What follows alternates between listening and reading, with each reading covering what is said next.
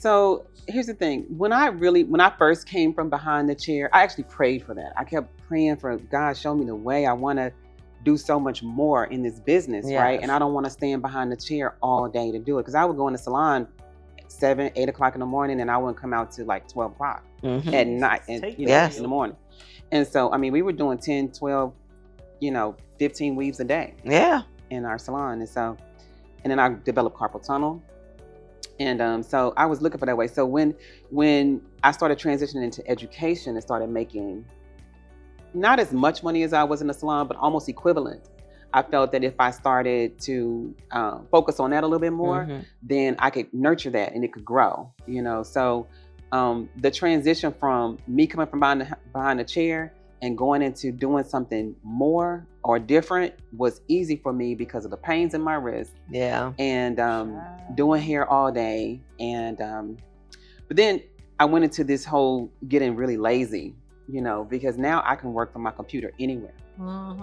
Anywhere anywhere in the world. Yes. That's beach money. Yeah. And so I don't get up sometimes till like 10 o'clock, 11 o'clock. And so I have to get motivated because I know that when I'm not motivated, I can see my team slacking. Yes. True. Yeah.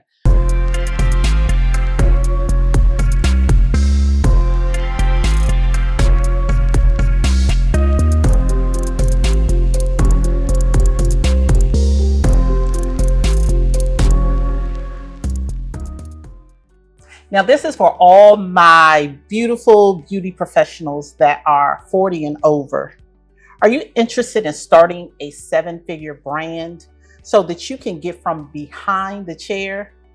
Well, I know I am, and my guests are, and my co-host is. We have made tons of money in the beauty industry over the past 30 years, but at some point, it's time to pivot and to get from behind the chair.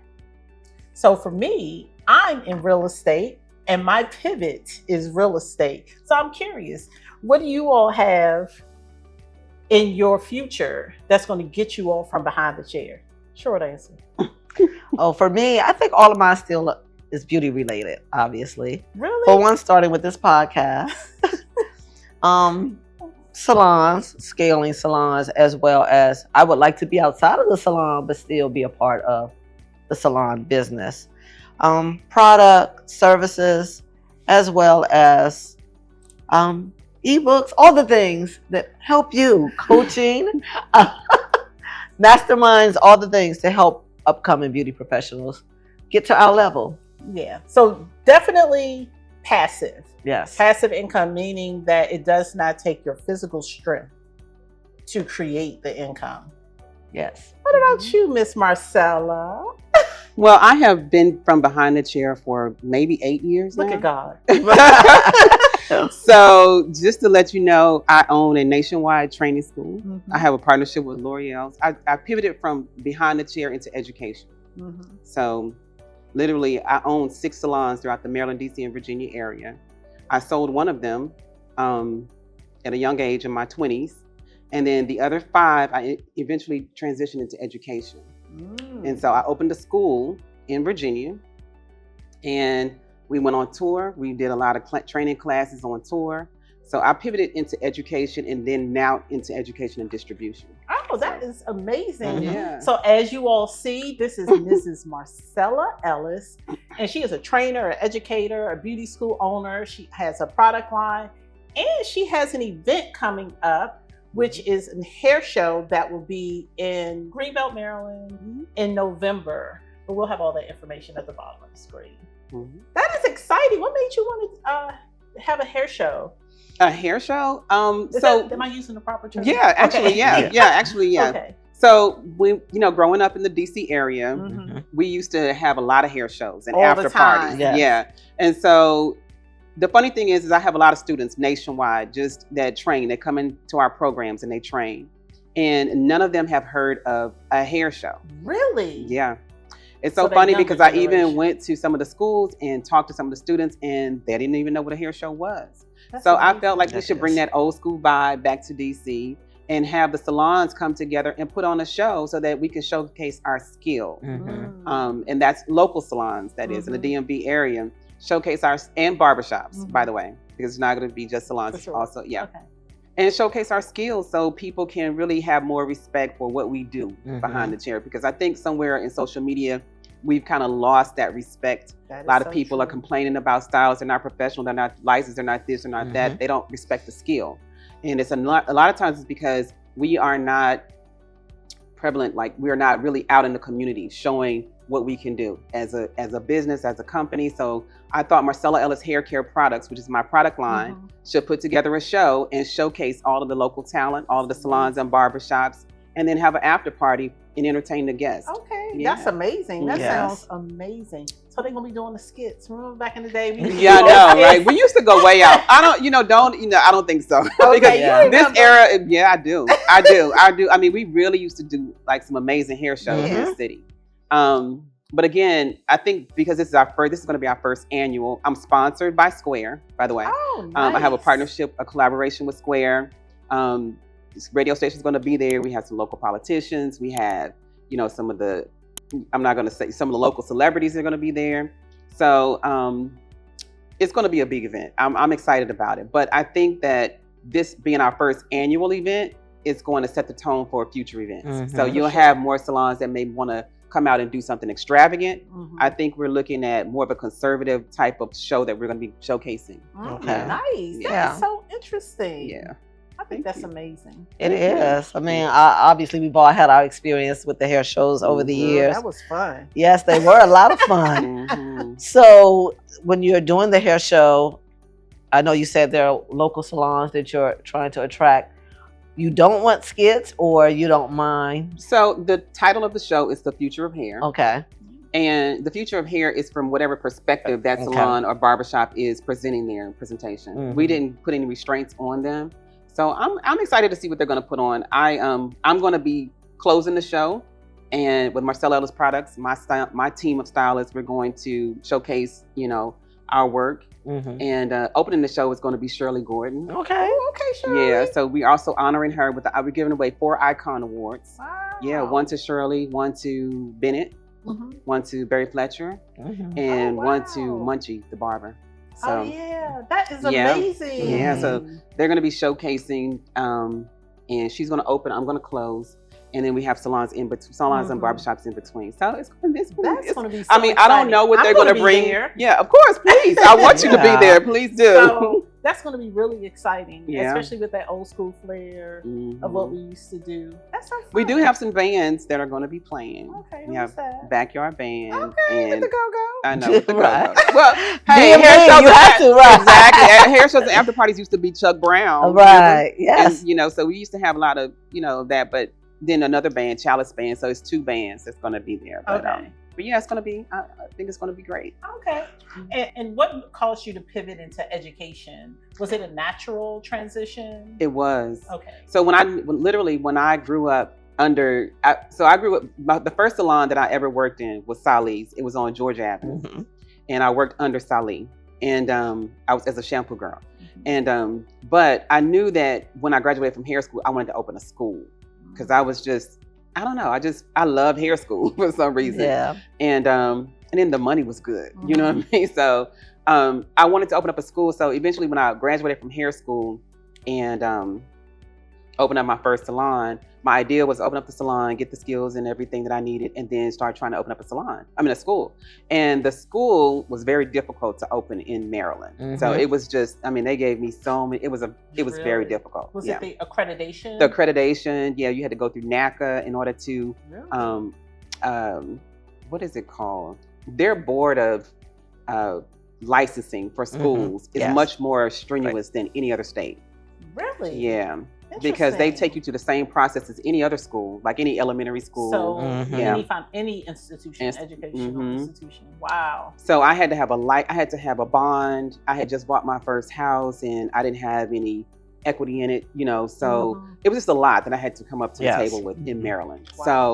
So eventually I said, okay, let me put this on the back burner and let me start opening up salons. So I started opening salons and eventually started really focusing on specializing, which I specialized in weaves, hair extensions, wigs, lace front wigs, which we call the technical term is non-surgical hair replacement. But I specialized in that. Nobody don't know that term. I know, right? We only know lace front.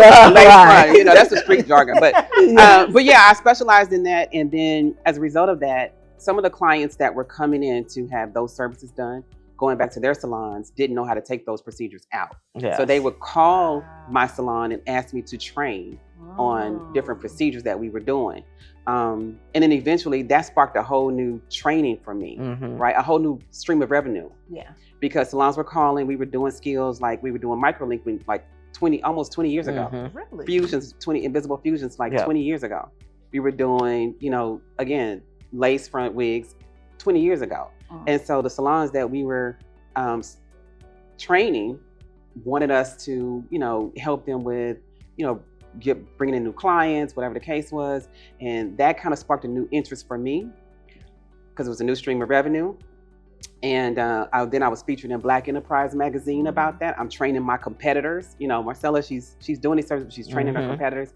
And then when that article dropped, I had customers flying in from other cities and states. Wow, that's amazing. Because of the skills that they had advertised. Basically, it was an article, but they talked about the skills that we were performing at the salon.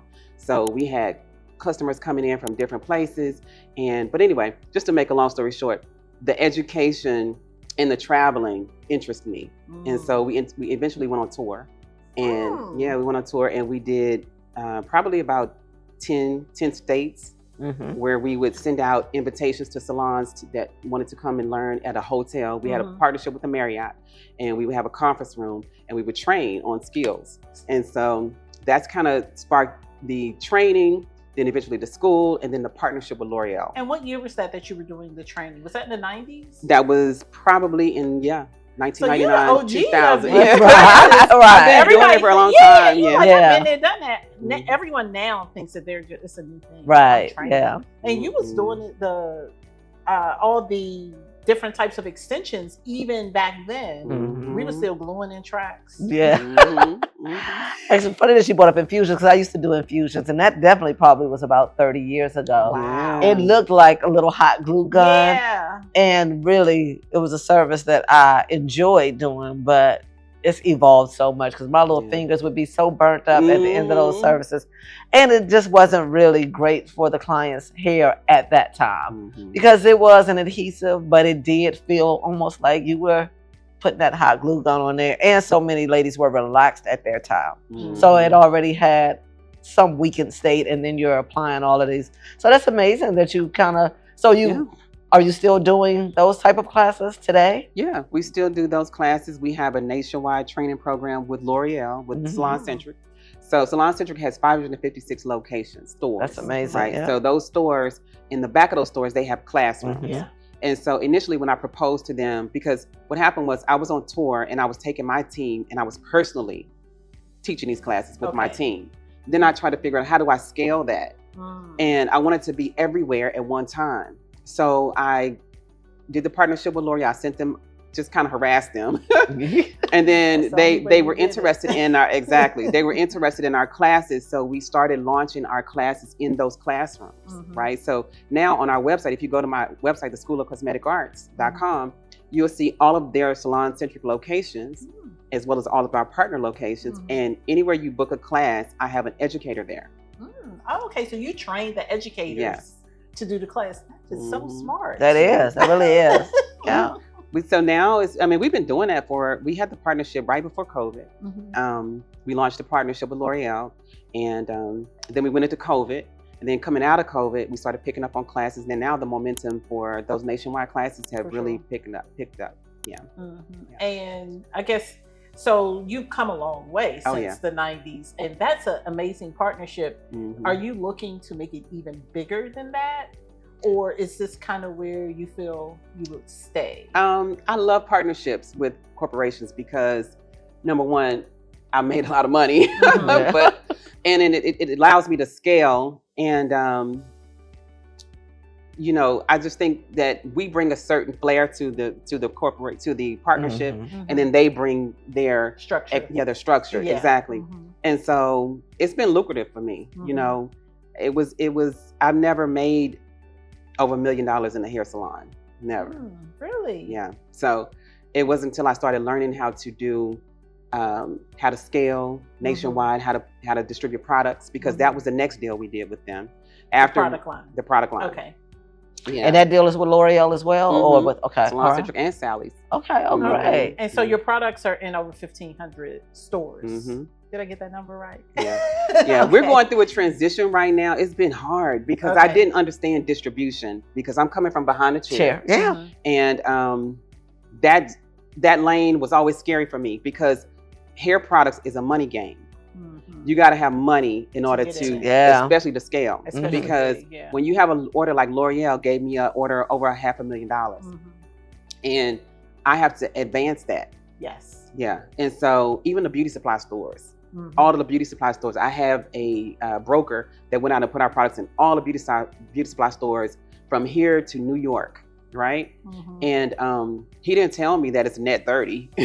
So we're advancing these stores products and waiting for the money. Yes. So for a small Black company, that's a lot. That's a lot. So we went through some growing pains. Yeah. I mean, literally some growing pains. So did you have a mentor at all, or did you just kind of learn as you were going along? I learned as I was going along. I lost a lot of money. I have a mentor now that was recommended to me by L'Oreal, because they realized, okay, she's in over her head. Okay. But prior to that, you know, sometimes you say yes to everything, yeah, and you're not ready for it. I think that's the entrepreneurial spirit. Yeah. You're just and then and my brokers are kind of greedy too. They're like, oh, we could put you in these stores, put you in this. They don't care if I'm ready or not. You know, you want to go in Walmart, you want to go to Target, you want to go in Ulta, you want to go here. They could put me there, but the financing has to be in place. The structure has to be in place. So yeah, we learned a lot through this. Are you using like a third party to get the money to fund the orders? Or we've used hard money. We've used my parents' money. We've used all kind of money. Everybody's money. try to deliver these orders. So it's been a lot. Yes, it's a lot, but that's so exciting. It is. Yeah, it's been a journey. It definitely has been a journey. And do you mentor?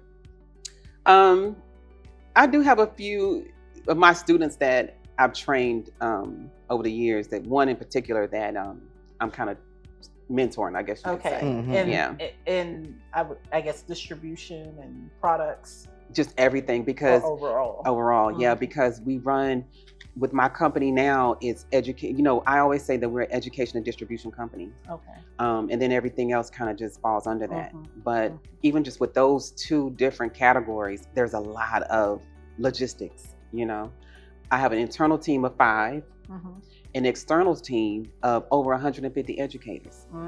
Yeah. Wow, that's a lot to manage. It is. And you manage pretty much all of those educators yourself. Wow. And are you and my training team. them?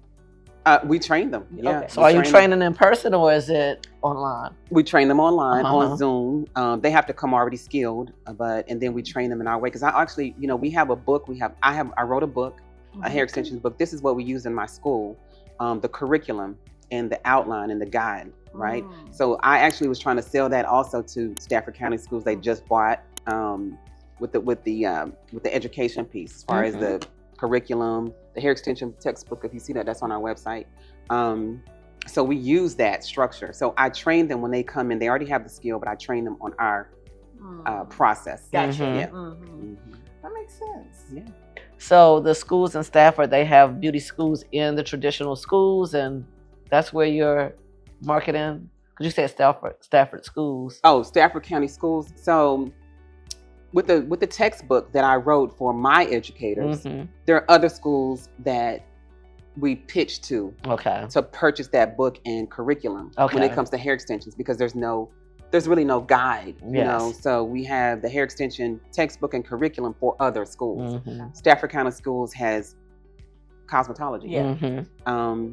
But it's we also sold to DuPage College, which is another college that bought from us. But yeah, they need the curriculum. And so yeah, because hair school is so basic. It's like you learn how to pass state board, but I didn't really learn how to do hair. Right. Yeah.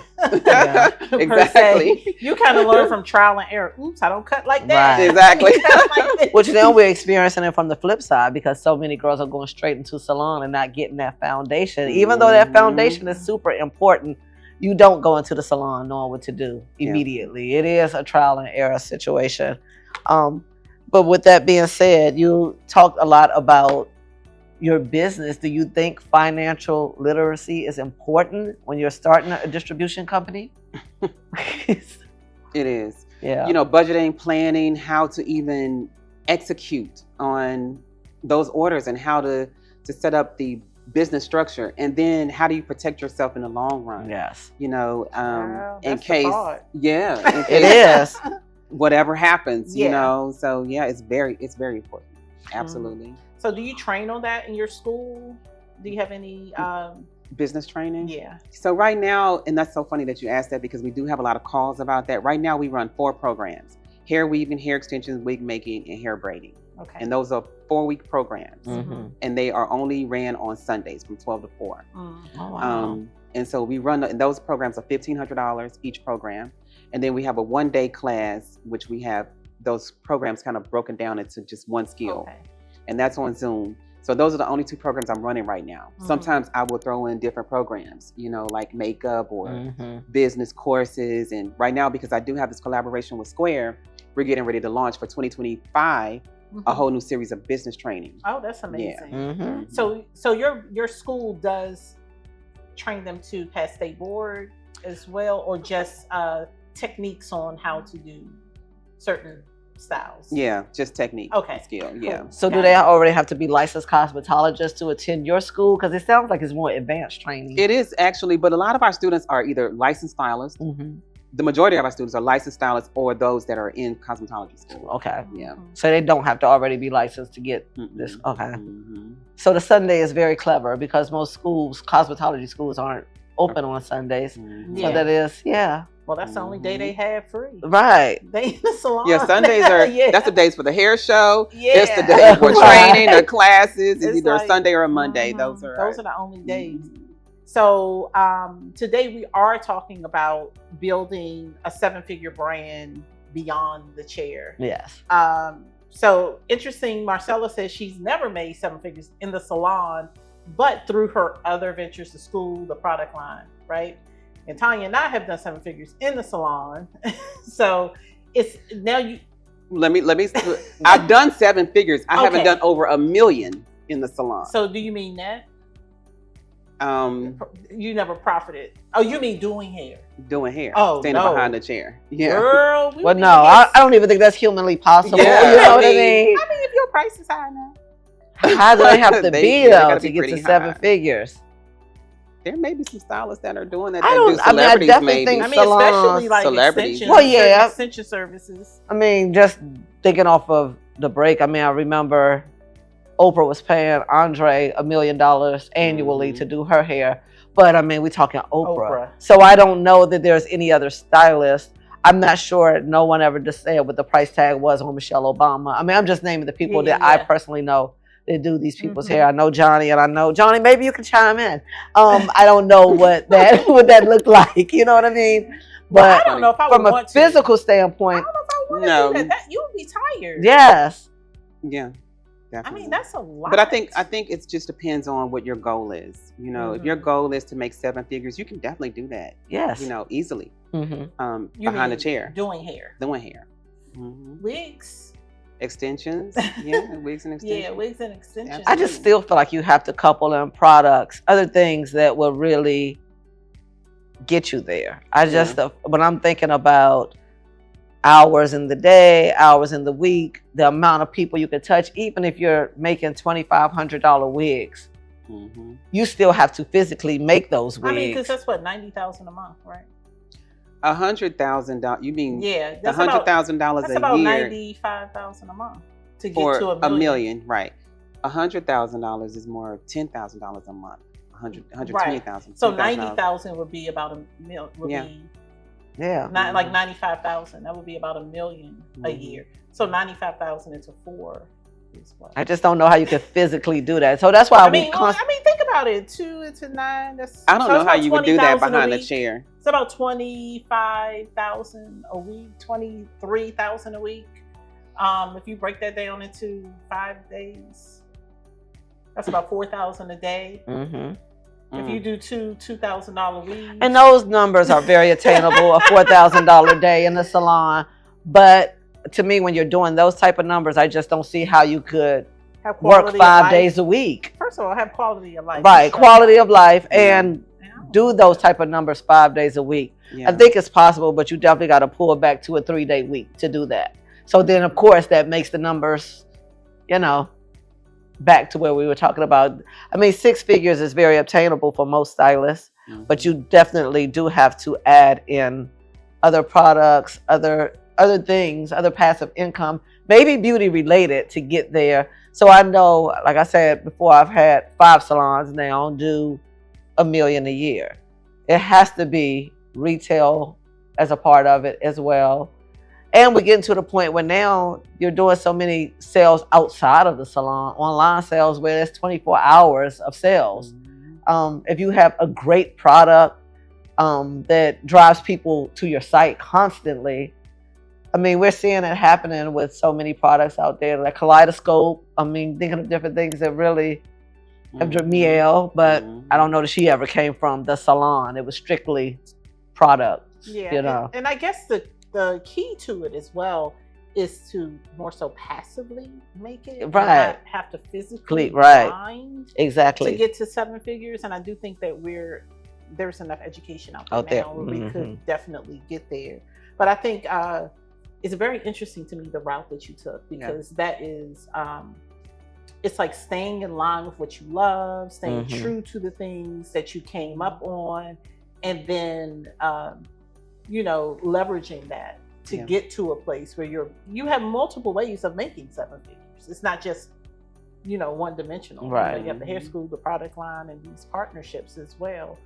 But I mean, seriously, somebody who's not there yet, who's just a stylist, who comes in and they're drained. Because of course, if you've been doing hair for 20, 30 years, it's the burnout phase starts seeping in. It definitely does, yes. You know, so it does come a point where you have to figure out exactly whether you're staying in the hair industry or pivoting outside of the hair industry. And I find that most people leave the hair industry because they don't know what to do in the industry to get to 7 figures. And 6 figures is cute, but not in the DMV. Right.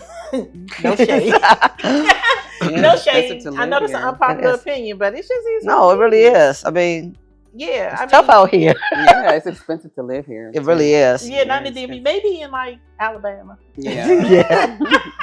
Which would be amazing, but obviously those price points. I mean, I've had salons in 6 different cities, and the prices are all over the place for the same services, because obviously you're dealing with the income per capita wherever you're living at that time. You can't outprice that area. And clients are tired of paying high prices. Do you see these posts online? They are fed up with. But they're only paying us. They're paying high prices everywhere. I'm just playing devil's advocate. Okay. We're going over there with that. Let's keep them happy. That's what they're saying. They're like, oh my God, the prices are just way too high. Yeah. So which is more reason to get from behind the chair. Not to mention, I mean, when you're 55, 60, you're gonna be tired, right? Definitely. Your bones, you stand up, you got to get adjusted. Yes. Right. That's a lot. I mean, because this business is very brutal on your body if you're talking in salon. But like I said, she's brought up so many great ideas of ways to make income in the beauty industry, but outside of the salon. So with that being said, how do you navigate like your challenges and staying motivated? Since these are right, because these seem like serious partnerships. So I would think they would be very demanding as well. So how do you stay motivated and navigate some of those challenges that you face? So here's the thing. When I first came from behind the chair, I actually prayed for that. I kept praying for God, show me the way. I want to do so much more in this business, right? And I don't want to stand behind the chair all day to do it, because I would go in the salon 7, 8 o'clock in the morning, and I wouldn't come out to like 12 o'clock at night, and in the morning. And so, I mean, we were doing 10, 12, 15 weaves a day. In our salon. And then I developed carpal tunnel. And so I was looking for that way. So when I started transitioning into education and started making not as much money as I was in the salon, but almost equivalent, I felt that if I started to focus on that a little bit more, then I could nurture that and it could grow, you know. So the transition from me coming from behind the chair and going into doing something more or different was easy for me because of the pains in my wrist. Yeah. And doing hair all day. And but then I went into this whole getting really lazy, you know, because now I can work from my computer anywhere. Anywhere anywhere in the world. Yes. That's beach money. Yeah. And so I don't get up sometimes till like 10 o'clock, 11 o'clock. And so I have to get motivated because I know that when I'm not motivated, I can see my team slacking. Yes. True. Yeah. Some of my core team members that I had before COVID, I would call them and they would be asleep. So I'm like, wait a minute, you're supposed to be up at 9. So just to keep myself and my team motivated, I have to lead. You know, by example. So I'm up, and sometimes I'm not really up, but I'm up, you know, just sending out messages and making sure that everybody's doing their job. But when we do sign a new partnership or new collaboration, we get even busier. So we don't have time to you know, mess around. So that keeps us busy and motivated. Yes. The money keeps us motivated, but they also have a lot of things for us to do. So yeah. Yeah. It seems like you're navigating a lot of different things. Do you time block, or how do you maintain a schedule to keep everything compartmentalized? We're still working on that. Okay. I mean, there's always a work in progress. Yes. I mean, you know, it's sometimes not no answer to that. It's like you have to fit it to your lifestyle. You really do. Yeah. And what I try to tell people, because I do time blocking, but as an entrepreneur, things come up all the time. You All just the cannot time. ignore them. Like you just traffic can't. in the DMV. You need It's traffic a for lot. 2 hours a Yeah. day. I mean, Yeah. this Yeah. entire Yeah. situation. So if let's say someone came to you who was, say, in their 40s and ready to get from behind the chair, because I think the difficult part is turning down the money. Yes. And that's where people are like, I'm making all this money doing hair, and to just throw it Oh, yeah. and go into something else is very scary for most people. Yes, definitely. I mean, what advice would you give someone who just, it's time? And I mean, we've heard that you've had to jump through a lot of hoops to get to where you are. So you've been doing that for years. So you got to be ready. I mean, the thing is that I think the desire to do something more has to be greater than what you're doing right now. Because I have this talk all the time with one of my stylists that used to work for me. She still has her own salon, and she's probably 55 maybe. And she's like, Marcella, get me out of the salon, you know, because she's still doing hair. She has carpal tunnel, but she doesn't want to stop because that's how she pays her bill. And that's hard. I tell her, you know, listen, I have a contract coming up or whatever. Do you want to help me with this contract? And, oh, I can't. I got these clients today. And I have these clients tomorrow. And I have these clients. And I'm like, you don't want to come from behind the chair. Your desire has to be greater. Greater, yes. Yeah. And other than that, you're going to be stuck there. Yeah. Yeah. They say scared money don't make money. Yeah. It's like you just have to jump out there. It is scary, though, I will say, because you always have hair to fall back on. Definitely. And you know, in your mind, you're always like, as long as I got a flat iron. Right. Yeah. And I can go get these. I can go get this Couple thousand a day. In your mind, Yes, you think like, yes. I will never go hungry. Right, You know, definitely. I'll never be broke. So that is hard. And most people in the industry, that's where they struggle. They can't get past that piece. And I mean, I guess the logic, because the older you get, you don't take as many risks. Right. As when you're younger. Shoot, in my 20s, I'd be like, oh, let me quit and just jump out there and do it. But then when you're in your 40s, you're like, I really have to make more calculated decisions. Yeah. Definitely. So would you say that you shouldn't be calculated or use strategy? You definitely have to use strategy. Now, I'm definitely saying that you need to map it out. But when your desire becomes greater than what your circumstance is currently, you start thinking of a way, your exit plan, your exit strategy, you know, and maybe it's cutting back on Mondays, or maybe it's cutting back on Mondays and Tuesdays. And you're developing something else that can potentially be greater than what you're doing currently. So yeah, you definitely need to use strategy. I wouldn't say wing it, you know. So, and I mean, was your pivot did you say, let me save up some money first and then pivot? Or did you just say, you know what, I'm just going to do it and I'll figure it out as I go along? You know what? Mine is so different because it was an evolution for me. It slowly evolved. You know, my desire for it, when you have a desire for something, you look for opportunity. And sometimes the opportunity presents itself. When you really are scared or you're not looking for an opportunity presents itself and you don't act upon it. Yeah, definitely. So when I was in my 20s, I sold my first salon to Zaki Salih. I don't know if you know Salih's son. Yeah. And out in it was right across the street from the military base for me on 175. He probably still there today. That was a long time ago. Yeah. And I was so happy. Oh, I was so happy because those clients were military clients, but they were used to discounts. But I had grown attached to them.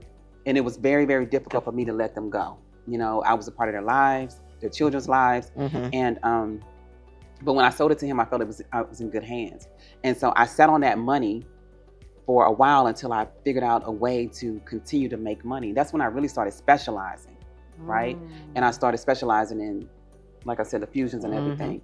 And then I went from doing clients all day from morning to night because the ticket prices were smaller to doing bigger clients from 1,000, 2,000, 1,500. And then I was working less, you know? Yeah. And then that opened the door to people calling me, wanting to know how to do that, you know? So it was an evolution for me. But like I said, for most people, and it probably will be an evolution for most people when you start recognizing opportunity. Yes. Because that opportunity starts presenting itself, you know? So you just gotta be really, again, you have to have the desire to want to come from behind the chair and start looking for an exit strategy. Yeah, and the key to that is to stay in motion too, like you were saying. Like when things present themselves, even if you do a small portion of it or do something like staying in motion, because that small thing then leads you to something else, kind of like what you were saying. And let me tell you too, when you have that desire too, when you talk to your clients and customers, because I'm gonna tell you, the hair extension vending machines, right? We launched that concept before anybody did. It was called the main vendor. Really? Yeah, that was 15 years ago. Oh wow! Now so they're everywhere. Yes. So the main vendor. So what happened was, I had a supplier overseas that was sending me hair extensions. Just kept sending it to my salon. Just kept sending it, and I'm like, I can't even. We were doing a lot of hair extensions, but we wasn't doing it. You know, he was trying to make us get rid of it. Yeah. And so what I would do was, I would advance other salons, the hair extensions. And so I had a truck. This is when if you go onto our social media, you can see one of our trucks, our delivery trucks that had our logo and everything on it. So I started advancing. I called other salons, do you need hair extensions? They're like, yeah, you know. And so my idea was to help these other salons retail hair extensions so that the customer wouldn't have to go to the beauty supply store. It would be in the salon. This was years ago. And so what happened was, we had so much hair extensions and we were giving it to different salons and we were putting it on a kiosk. Right. And so I would have runners with a scan system go to their salon. We didn't ask them to pay for it. We would just sit it there. Whenever a customer would pay for it, then we would come and collect that payment. So we would scan the kiosk. And so a couple of times we would go to salons and they would say, oh, I don't know what happened to the extensions. You know what I mean? I didn't, you know, and so they wouldn't pay for it. So one of my customers, a good friend of mine, she said, you need to put it in a vending machine. And in that way it's saved and put it in the salon. So I'm like, oh, that was so brilliant. I thought that was the most brilliant thing ever. So we came out with this concept, the main vendor. And from that concept, we were in over 1,000 media publications with that concept. Yes, the main vendor. And then what we would do was we would couple the machine with an entrepreneur that wanted to, because this is how I was introduced to vending machines, because one of my customers put a vending machine in my salon and she would put chips and stuff like that in it. And then she would give me 10% of it or whatever. So we did the same idea, right? We got an entrepreneur who wanted to buy the machine with all of the hair extensions in it, coupled it with the salon that needed it, and then they would give them a commission off of the sales. And so that's how that concept came about. Wow. And it's amazing. You're like a trailblazer. Yes. I mean, you were doing all this stuff beforehand. It was a long time ago. And where's your book? Actually, we sent one of those machines to Kim Kimball. You know who she is? Yeah. We TV. You remember her show? Yeah. We sent her that machine. Was the machine, one of the machines that I designed and I sent to her. Oh, really? For that show. And it was funny, you know, the whole thing about whatever. But yeah, that was an amazing concept. It was just, I don't know. it just kind of, that took a life of its own, and we started having horror stories behind that. You know, they would deliver the machines, tear the door off of the salons. Right. It was all kind of nightmares with that too. So with every business, you have its own nuances, you know. Yeah. So yeah, but and sometimes being the first or doing things before your time, you haven't worked through all the kinks. You know what I mean? Because you see these vending machines everywhere now, in the airports. I mean, all kind of things. Yep. And obviously, we weren't using our phones to pay for things at the time that you did it, so it's a little tricky. You know what I mean? Yeah. Sticking it in, so you can't really monitor it the way you probably can today. So, do you still do a more updated version of it, or that's an idea that you kind of just let go and move on to other things? Yeah. After all that headache with those machines, we had machines everywhere. Like we had North Carolina, Atlanta, California. We had machines everywhere. So we had probably. You designed it? We designed the machines. All of the hair extensions. Remember, my supplier. We supplied the machines with the hair extensions. We coupled that with the entrepreneurs who wanted to purchase the machines. It became an opportunity. And then we put that in salons that needed them. And so that whole logistics after a while became a headache and a nightmare for me. I'm like, I don't want to do it anymore. So I'd like to talk a little bit about funding a little bit, because as you can see, there have been plenty of ideas. I mean, Marcella has given a lot. And we've done a lot in this business. You know, from the vending machines to selling the hair, to the product line, the school. You know, Tanya has her own product line, but with everything, it does require a certain amount of capital. I know some people say you can start a business with no money. There are a few that you can start with no money, but how exactly would you all say is the best way to get capital?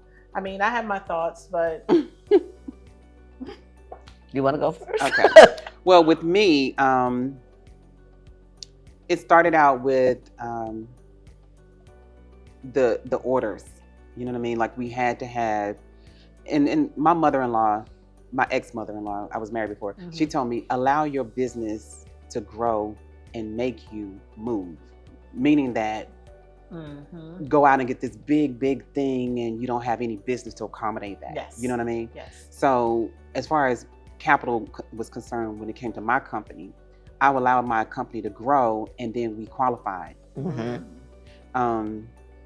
And I wouldn't have done it any other way, because if I would have done it another way, where we had more capital than we had business, then now you still owe that money. Right? And you can't pay it back because you don't have the business. So I allowed the business to grow and expand, and then we were qualified for money. Yeah. Okay, so you went out, you sold product, you took that money and reinvested, and that's how you got your capital. Just pretty much taking the money, reinvesting, making the money, reinvesting. Because nowadays, as you can see, there are people all on social media telling you to get business credit. Girl, go get a Chase card and set up your LLC this way and do this. I don't trust it. I don't either. I'm one of those people where I'm like, if you are not really experienced with managing that type of money, and if your concept really isn't airtight, and you really proven it to be successful, like she said, you have to sell it first. Right. You're just going to have debt. And who wants that? And then if you're not making the money to pay it, you're gonna be in a whole lot of trouble. You're screwed. Yes. And then and here's the thing with our orders, right? It was hard for us to move to another level, because when the banks look at your financials, they're going off of history. Yes. And so when you have a new order coming in, let's just say you have $1 million order coming in, and then your history doesn't show that you're have done that, right? Then they're only going to give you what your history says. Yes, definitely. So, that was also a dilemma. So then, this is what is called like either gap financing, or we had hard money, which was more like factoring. It's called factoring. That we had to take those type of lines of credit, but we had to do a lot of finagling when it came to like financing. And you have to get creative. Yeah, creative. There you go. That's the word. You had to get real creative. You have to get real creative with it, but it makes sense. Yeah. But I do think that was like a really key point that you made, to like really run the business and make sure the business is generating revenue. Yeah. before you go ahead and start borrowing all this It's money, because correct. they tell you to do it the other way. Yeah. It's like when you're online, they're telling people, "Oh, to start your business, get this go ahead line, and get a credit card in your business name." And then people really think that they don't have to pay the money back because it's in their business name. Right. I just watched a Hot Seat episode where the young lady was $900,000 in That's crazy debt. to me. It is. And wasn't her business closing? It should have been. I didn't even stay till the end, but I was just like, what in the world? But for me, I've always found angel investors. That's the way I've started. Yes. I've really worked on an airtight business plan and was able to sell my concept, my vision. And then from there, you can get more money from the banks and other lenders once you can show that progress. But I mean, I've been blessed to be able to find some great investors. And that helped me start and then be able to grow and get real money after that.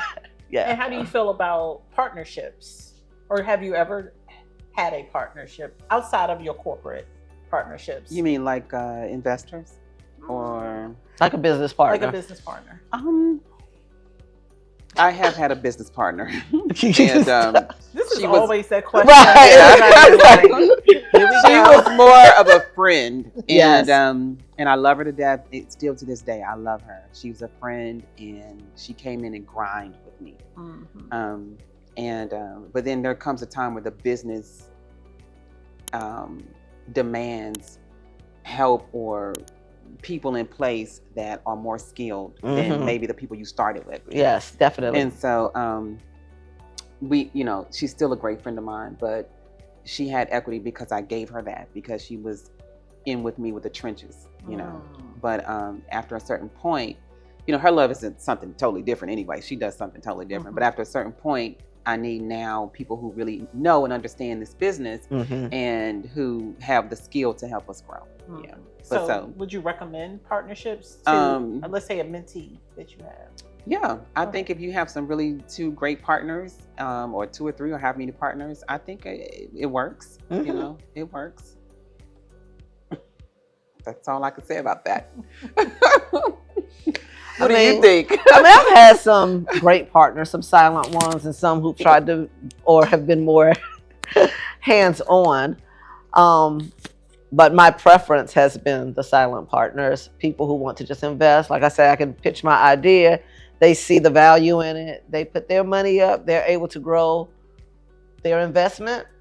And then I always have an out clause in all of my deals, though, because it always is my goal. And I've taken it personally to make sure I get an investor their money back, because they are taking on a risk to invest in me. And I take it very personal.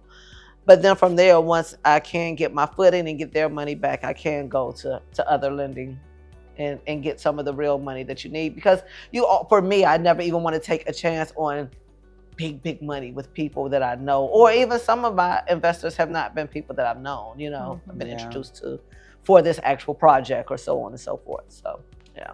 Yeah, so I think some of the ways that I think people will find helpful in how to get the money to execute their ideas would be first to just start selling. Yes. Like whatever it is you're doing, just start. Even if it's small, but just start. Take that money and reinvest. Not spend it. Yes. Reinvest it. I do think joint ventures are amazing. If you can come to an agreement on terms. Yes. Yeah. Of course. Partnerships, I think, are great as well. There's always going to be one partner weaker than the other, yes. I think. So as long as you go in understanding that and you sign up for that, I don't see a problem with that. I think going to the bank is the hardest thing to do, trying to get a loan that way.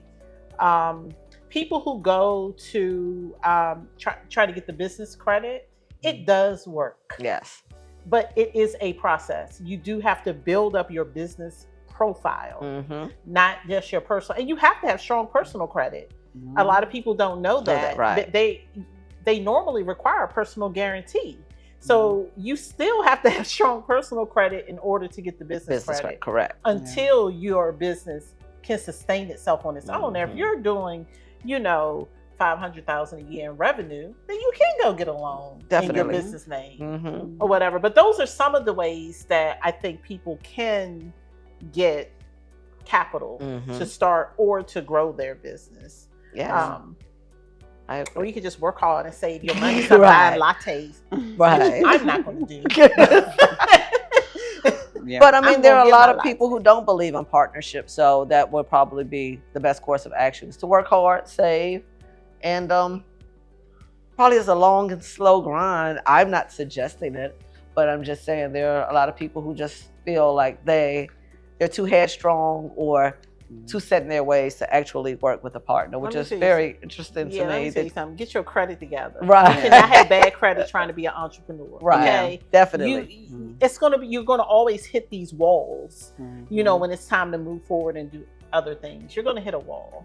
And I mean, especially when it's time to pivot, because I think a lot of people in our age range, so if you're 40 and over and you're in the salon, a lot of those stylists are ready to move on to something else, whether it be in the industry or outside of the industry. However, they're stuck with, I don't want to let go of this money. You know, people used to compare stylists to drug dealers because we make that fast money. Right. You know, and not only that, they don't know what to do. Like, how do I pivot and do this? And of course, you know, now in 2024, you can do e-commerce, but it's work. It's not easy. Everyone thinks you just, you know, put a shirt online and you're gonna make $1 million, but you have to understand, like I said, your credit has to be good, and you got to understand how to run ads. You need to go on YouTube, take a class. Yeah. But you have to understand how to at least, definitely, you know, run ads, structure your business properly. Yeah. So before we get out of here, over your career, because you've talked about so many things you've done, what do you think has been one of your biggest challenges, and how did you overcome it as it pertains to this business? Oh, okay. No, we want to know the juicy right. The biggest challenge when it comes to the distribution business, I think that was the biggest challenge for me, because again, it's definitely a money game, and dealing with corporations, you know, when you talk about moving volume of product, there was so much I had to learn, and even still I'm learning today. Like now we're pivoting from our 3PL warehouse to Amazon. Amazon controls the world, and we're using their logistics to move our products. That's a learning curve. You know? So it's just been difficult just maneuvering that, but I think, you know, eventually we'll get it together. Yeah. We'll get it together. So that's been the biggest. That is the biggest challenge, definitely. Yeah. Well, I think this has been amazing. I've learned so much. I think it's been great. I would love to know what you want your legacy to be moving forward, if you're ever going to exit the industry at all. And what would you want people to remember about Marcella Ellis? I really want to empower, you know, other individuals that want to enter into the beauty industry, whether that's through my knowledge or our skill training. We've trained over 20,000 stylists to date. Myself and my team. I'm flying to Austin in a few days just to do another training. I do all of the major trade shows. I'm always on stage. I'm always talking about, you know, elevating the stylists and the professionals in our industry. So if anything, I wanted to leave that same legacy, like Dudley. You know, that you are empowering and educating the next generation. Yeah, that's amazing. That is so amazing. So since we got on in the business side, from a personal standpoint, since you have talked about all these different businesses, do you find time, are you able to carve out time for dating, or I mean, because I know we work long hours doing what we do. I mean, to be honest with you, yes, I have. I mean, I was in a relationship, and we just broke up in January. So I'm dating again right now. And I find time. I squeeze that in. That's a part of my to-do list. But yeah, I date. I go out and hang out, and that's all I can say about that. That's enough. I mean, I just know that. I mean, are you single too? I am. Okay. But it is something that you have to be intentional about. Yeah. Because you are pulled in so many different directions when you have multiple businesses or other people who rely on you. You know what I mean? So I am, which is why I'm asking the question, because it's I mean, a new I think world what that I really have to navigate. You know what? As entrepreneurs, I think that when you're dating, your partner has to somehow be involved in what you're doing, or else it's kind of. Do you have? I mean, it's just how do you? If he's as busy as you are, you'll never see each other. You know what I mean? So my relationship that I was in when I went on tour last year, he was right there with me. You know, we did all of the shows. We did 13 shows. We did 13 states, and he was there breaking down our booths, our equipments, and micing me up before I go on stage. You know, so we work together. And I think that any relationship that I have, the man that I'm dating has got to fit into that some kind of way. So would you consider him, or did you consider him your manager? He was. Ooh, not that. I don't know about manager. Well. Because I mean, when you start entering personal into business, you do have to have clear lines. I feel like because it can get a little messy if you don't. You know? Well, let me say that I always look for a man that in his skill set, right? Because his skill set was all of that technical part that we do when we do shows on stage. That's what he does. That's his line of work. So he was perfect. He fit in. Any man that I date moving forward, I need to know his skill set because I'm trying to figure out how do we mesh, you know? Well, you can't ask that on the first date though. I do though. I do like, too. well, what can you do? Right. Because then I can kind of figure out how we can, if we're looking for something long term, how we can grow mesh together. That. Grow together. Exactly. Because my parents are entrepreneurs. I come from a long line of entrepreneurs. Oh, that's amazing. My father's architect. My mother, they own a construction management company, multi-million-dollar company here. And my mother helped him build that. So I've seen that all my life, you know. So that's important for me. Yeah. Cool. Yeah. So what? Why not? I'm looking at you right now. Look that way. Yeah. Because I'm focusing on me. Okay. So that's not a requirement for a guy that you're dating to be able to assist you in your businesses? I'm not dating. Okay. Did I say that on the last episode? Oh, you did, but I figured that might have changed in a couple weeks.